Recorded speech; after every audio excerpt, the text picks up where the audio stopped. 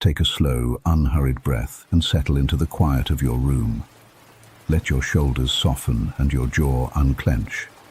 As you become still, imagine night falling over an old Australian city, street lamps flickering on, tram bells distant and faint, and a cool breeze gliding through laneways lined with brick and paint and memory. In that night, we will trace the life of Mark Brandon Reed, known to many as Chopper. The name carries an echo of danger, of myth, of stories told with a half-smile in bars and on street corners, and of a country that cannot decide exactly what to do with men who make themselves into legends. Tonight, the story is told quietly. The jagged edges are rounded, the facts remain, but the tone is calm, like a late tram gliding through a sleeping suburb. Mark Brandon Reed was born on the 17th of November 1954 in Melbourne, Victoria. His father, Keith, a veteran of the Second World War, returned home with a soldier's silence and a habit of carrying worry in his shoulders. His mother was a devout Seventh-day Adventist who valued order and discipline. Together they made a modest home and did their best. Melbourne in the 1950s was a working city, factories, workshops, dockyards and terrace houses.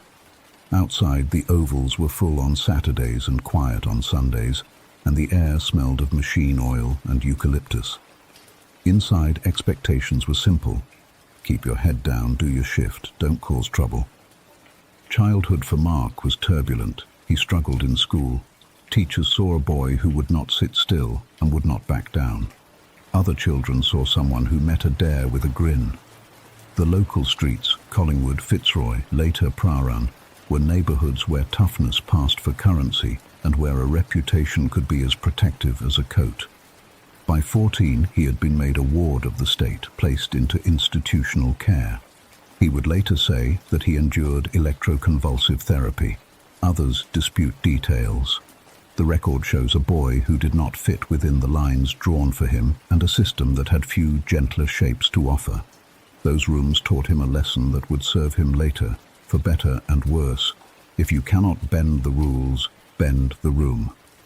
By his mid-teens, he gathered a circle of boys around him. They were outsiders, clever, quick with their hands, uninterested in the slow ladder of honest work. Their early mischiefs, pinched goods, broken locks, startled shopkeepers, became, slowly but surely, rehearsals for something more dangerous. Melbourne in the late 1960s and early 70s held two worlds, the official one of schools and shifts and Sunday roasts, and the unofficial one of backroom card games, sly grog, massage parlours, and men who could make a problem disappear for a fee. Mark stepped between these worlds as if they were simply two rooms of the same house. He learned to rob the robbers, drug dealers and operators who preferred not to involve the police. It was a violent calculus, high risk, high reward, little sympathy when the tables turned. He studied people the way a locksmith studies a keyway. Who bluffed? Who panicked? Who could be pressed with a threat and who required a demonstration? He discovered that a story told in the right tone could tilt a room like a floorboard prized up at one end. He would step into a place with nothing more than nerve and leave with money because he had convinced everyone present of what might happen if he did not. In this underworld there were names spoken with care. There were crews that controlled particular streets and pubs that belonged, in practice if not on paper, to men whose niceness depended entirely on the day's accounts. Police watched, sometimes stepped in hard, sometimes looked away. Corruption was not a rumour, it was a variable like weather.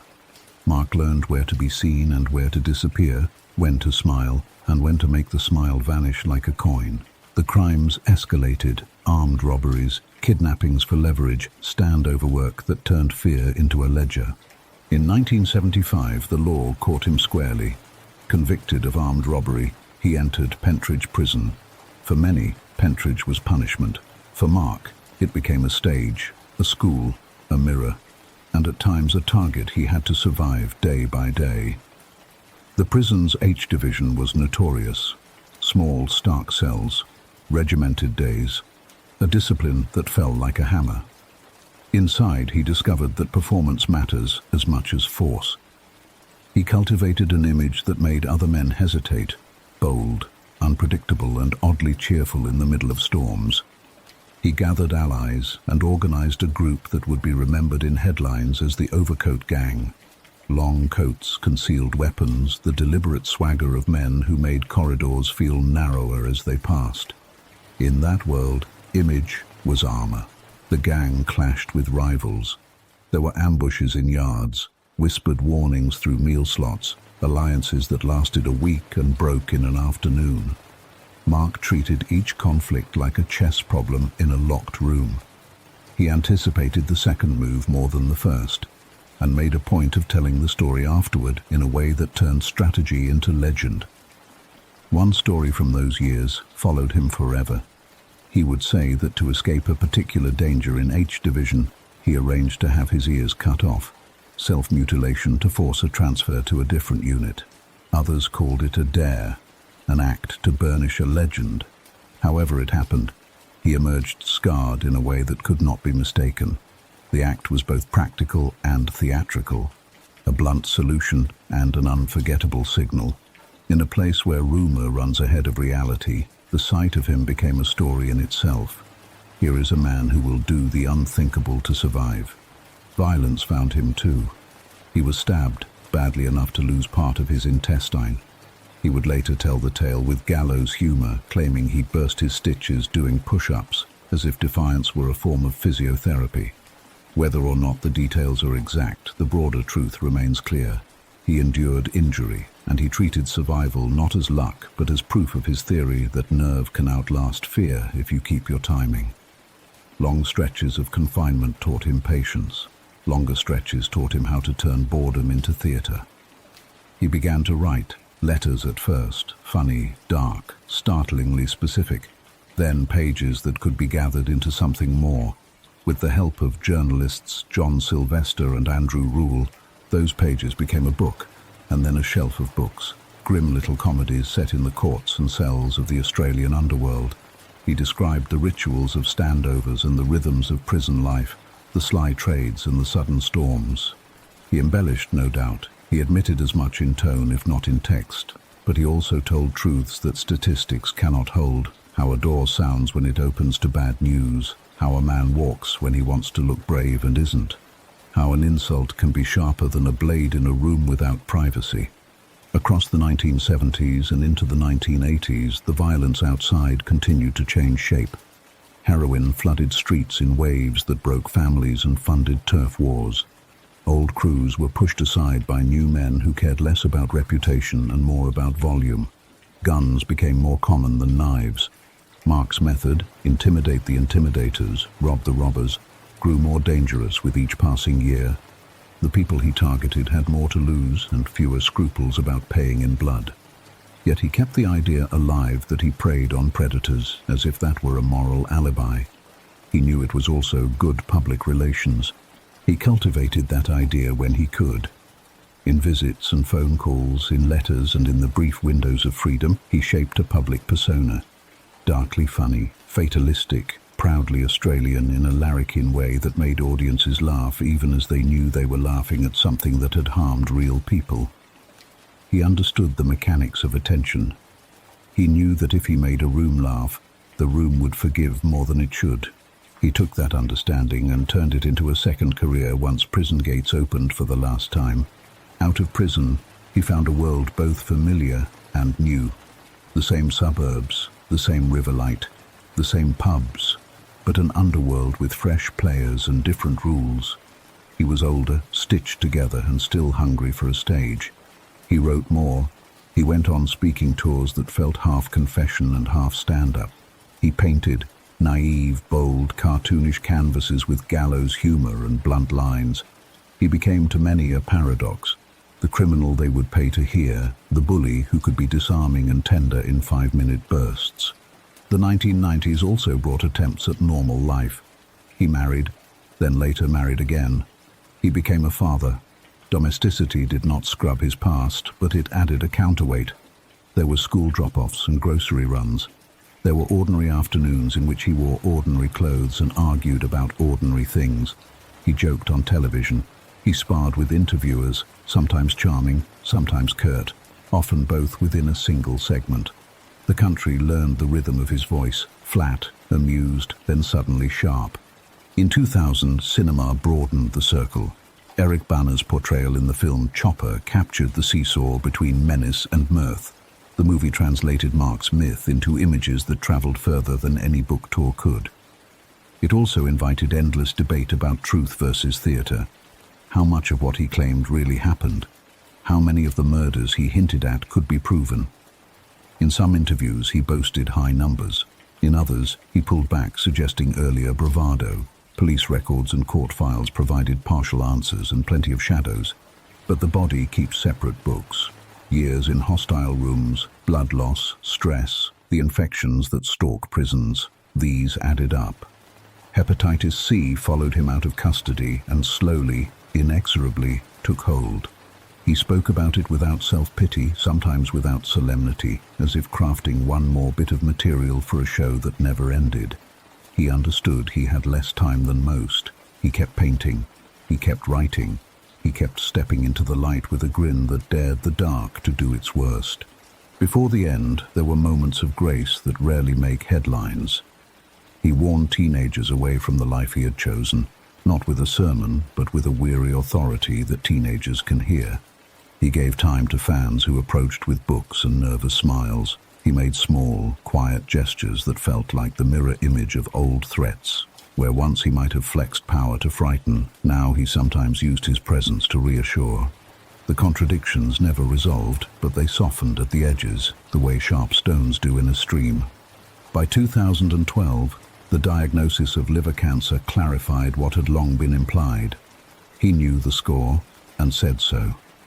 In interviews, he joked, deflected, then became unexpectedly sincere.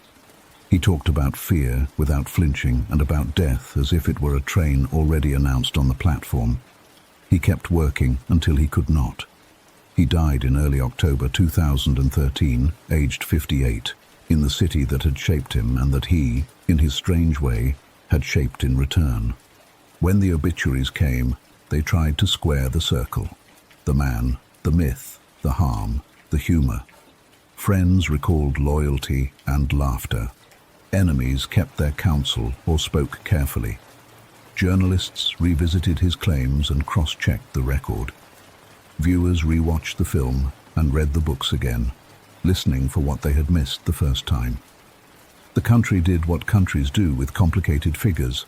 It absorbed him into its stories, neither saint nor simple villain, but a mirror held at a slant, showing something about the onlooker too. Now, let's walk more slowly back through the criminal years, with detail that breathes.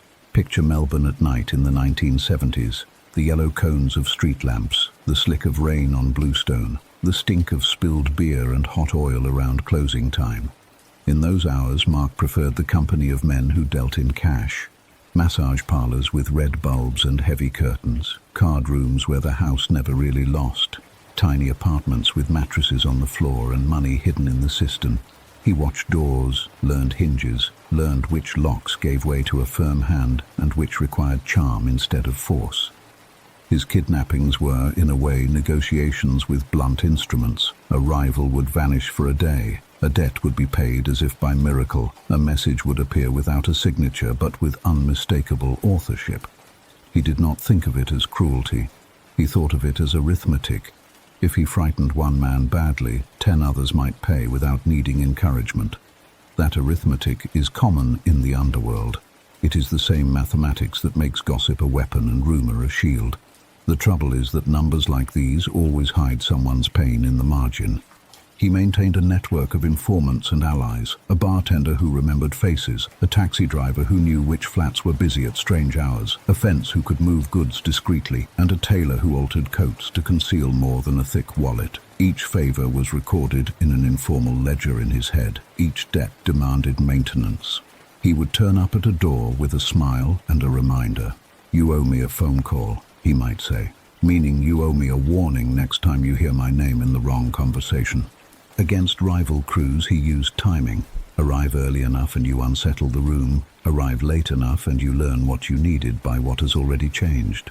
He liked to let his shadow enter first, someone seeing him and reporting to someone else in a whisper, the name traveling to the back table before his boots reached the mat. If a job went wrong, he turned it into a story rapidly, because the first version told is the one most people remember. A failed robbery could become, in his telling, a deliberate feint. A narrow escape could become a demonstration of control. Perception was not decoration, it was armor. When heroin tightened its grip on the city, the tone of the underworld shifted. Desperation is louder than greed and more dangerous. Guns settled arguments that once would have been knuckle and knife.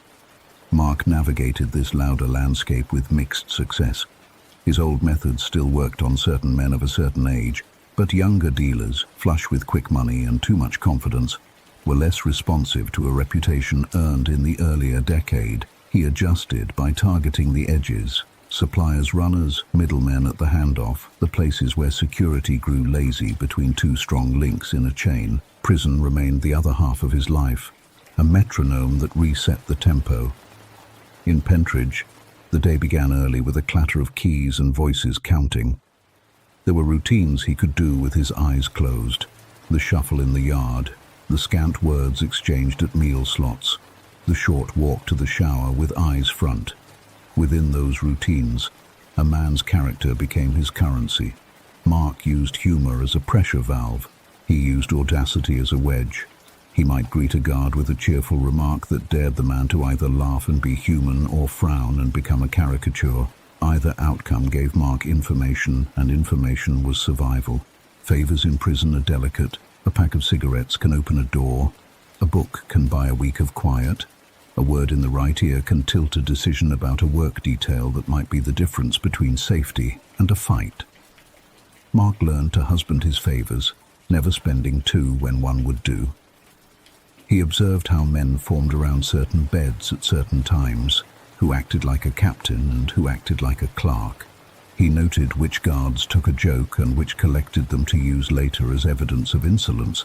He built a map of influence that existed entirely in glances and footsteps and the angle at which a man sat on a bench when someone else approached. The famous ear incident sits here like a stone in a stream with water always pushing around it. However you slice it, it was a calculated move. There is a ruthlessness in choosing harm in the service of safety. There is also a twisted practicality. He believed a different unit offered better odds of survival. The price was terrible and permanent, but to him the calculation made sense. In telling it later, he turned that calculation into theatre because theatre is easier to understand than terror. A man can laugh at a legend. It is harder to look too long at fear made flesh. Over the years, courtrooms became familiar. He learned the choreography: stand, speak, wait. The polished timber, the high bench, the murmured objections. Sometimes he represented himself in spirit, if not in form, leaning forward to make a point that lived exactly on the line between contempt and wit. Reporters wrote down his best lines. He gave them a show because a show sharpened his outline in the public mind, and a sharp outline is a kind of shield. Even a judge is a person in a room, and a person in a room is susceptible to timing, tone, and the sideways smile that says, "We both know the script." Out of custody for good in the early 1990s, he found the book World Ready. Chopper, from the inside, landed with a thud that echoed. Readers devoured the voice, deadpan, barbed, oddly tender toward certain lost causes, pitiless toward others. He wrote sequels, each mixing confession and carnival. He made little effort to separate unequivocal truth from embellished memory. He preferred the wink. Believe what you like, but keep reading. Live shows followed. On stage, he paced slowly, telling anecdotes in a low, conversational rhythm, letting the laugh arrive a beat later than expected. Timing again. With a family came scenes that sat oddly beside the old ones and yet felt right.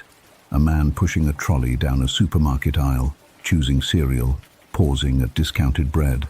A man standing at a school gate, nodding to other parents.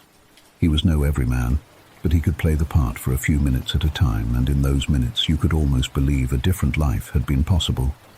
In interviews, he warned youths off crime with the authority of experience. Whether the warning landed depended on who was listening and how eager they were for glamour over truth. The film in 2000 confirmed his cultural status.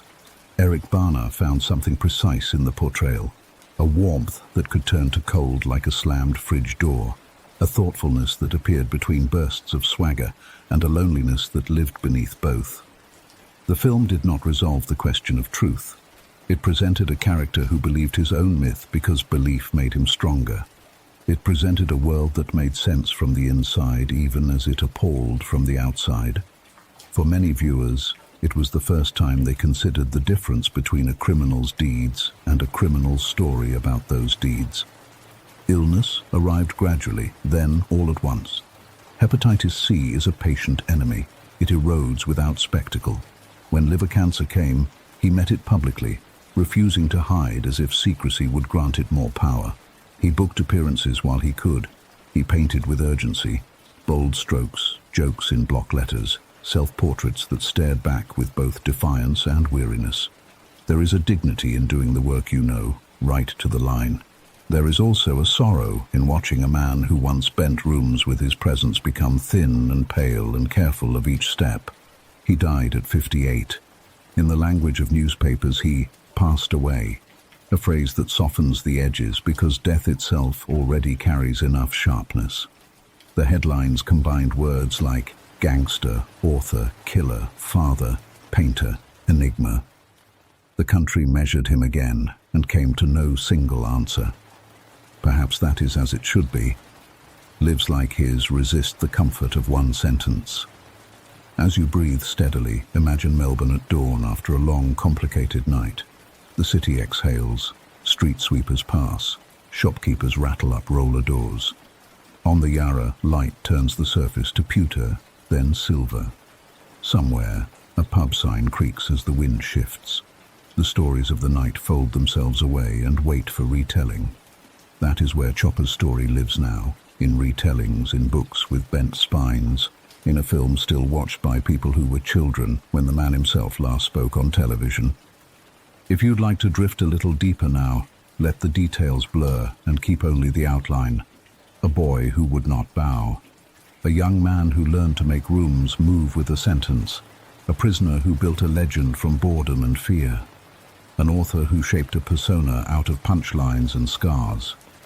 A father who tried and sometimes managed to put ordinary days between extraordinary nights. A patient who faced the end as he had faced much else, with a joke and a stare, and then a silence. Before we finish, we can pass once more through the criminal years, lingering in safe, quiet detail. See the narrow staircases where money changed hands. Feel the coarse wool of overcoats used as uniforms and screens. Hear the clipped voices with their mix of bravado and calculation. He stood in many such rooms and knew by the way the air felt whether a plan would hold. In those days, men took turns pretending to be invincible. He was very good at pretending. That is not the same as being untouchable, but for a long time it felt close enough. He preferred to act quickly. Delay invited doubt. He told younger men that hesitation is a tax interest charges on fear. Move, then think about having moved. It is not wise advice for civilian life. In the underworld, it can be the only advice that keeps you upright. He used it until it used him. When at last the pace slowed, by age, by injury, by the dim weight of years, he found another way to be quick. He wrote faster than he had lived, turning decades into chapters and chapters into the currency that brought him applause instead of silence. If your eyes are heavy now, you can let them close. The rest of this you can hear half awake and it will be enough. Mark Brandon Reed lived a life that hurt people and delighted audiences. Those truths sit together uneasily, and yet, in his case, they are both true. He was made by his streets and by his institutions, by the people who taught him the wrong lessons and the people who laughed at the right moments. He leaves behind work, books and paintings, and a question only listeners can answer for themselves. What do we do with a man who turns harm into art and sells tickets? Some will refuse the bargain, some will pay and clap. Most will do a little of both. Wherever you land, you can let the night do the rest. Breathe in and out. Picture a quiet Melbourne lane with the lights low and the noise gone. Think of a coin on a bar, a pen on a page, a tram humming in the distance. The city sleeps and wakes and sleeps again. The stories rotate in their cases like exhibits. Chopper's case is closed, but the label is long and people still stop to read it. You have read it now, slowly, with care, and that is enough. Let the last of the tension leave your hands. Let your jaw soften again. If you are still awake, you can remember only this. Once there was a man called Chopper who believed that timing was everything, and for a while he made it so. Then time did what it always does. It moved on, and now the only timing that matters is the gentle count of your breath, back and forth, steady as a tide. The story is finished. The night is kind. Rest.